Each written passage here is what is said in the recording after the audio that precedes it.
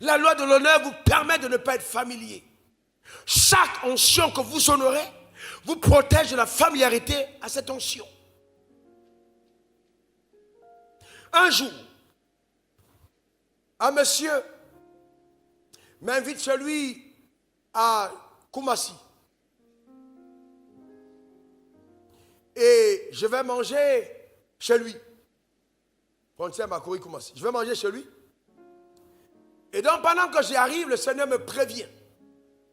Ne mange pas beaucoup, reste léger. Donc voyez-vous, on a dressé une table et vous êtes là, vous voulez bien manger ce jour. Le Seigneur dit stop.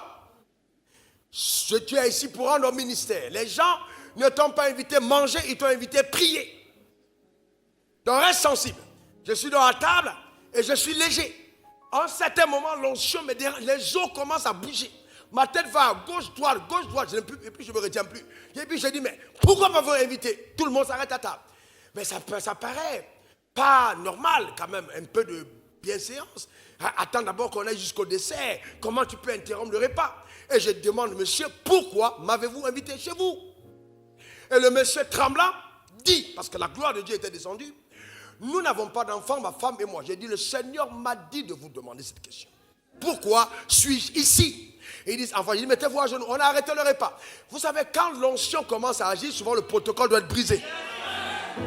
Ils se sont mis à genoux en plein repas. Je dis, mettez-vous à genoux. J'ai levé mes mains vers le ciel. J'ai rendu grâce à Dieu qui m'avait envoyé à cet endroit. Et j'ai décrété l'année prochaine, à la même époque, à cet endroit, on aura un bébé qu'on présentera au Seigneur. Le mois qui a suivi, la femme est tombée enceinte. Et donc, son ami ayant entendu parler de ce qui était arrivé dans sa maison, qui avait le même problème, a voulu multiplier le même miracle, parce qu'il a écouté et il a aussi organisé un repas chez lui et je suis parti la nuit. Et comme il avait la même attente, la même chose s'est produite à table. L'onction a commencé à me déranger à table. Et vous allez demander à ma femme, quand ça descend sur moi, vous ne me reconnaissez pas. Je change. J'entre dans une autre. Vous vous demandez, mais est-ce qu'il est avec nous ou pas? Mes pieds commencent à faire un petit. Après, ma tête va à gauche, droite. Et puis non, là, je ne pouvais plus me retenir. J'ai dit, mais pourquoi je suis ici? Et puis le monsieur me regarde. C'était un monsieur très considéré.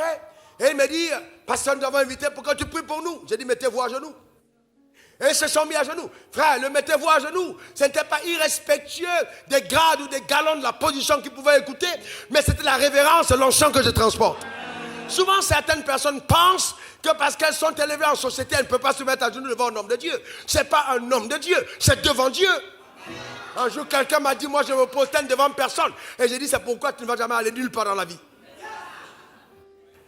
Parce qu'il faut avoir justement la crainte de Dieu et savoir te prosterner dans sa présence. Et donc, je priais pour cet homme. La gloire est descendue. Et lui aussi, le mois qui a suivi, il a eu un enfant. Nous étions heureux. Et on a commencé à avoir une relation de même d'affaires. Et donc, dans l'affaire qu'on avait montée, je devais avoir 15% et eux 85%. Alors, sauf que quand l'affaire a commencé à produire abondamment, il y a toujours des gens qui estiment que le pasteur, comme il est pasteur, il le confond au féticheur, il doit toujours avoir la petite part. Donc, il n'a pas voulu donner ma part. Je suis allé le voir un matin. Je lui dis, bon, qu'en est-il de notre affaire? Et puis, pressé, il prend, il dit, ok, tiens, s'il te plaît, nettoie la voiture, on va sortir. Il m'a demandé à moi de nettoyer la voiture.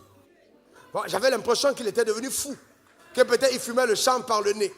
Il m'a donné, il dit, nettoie la voiture. Vous savez, ça pouvait être un geste pas réfléchi.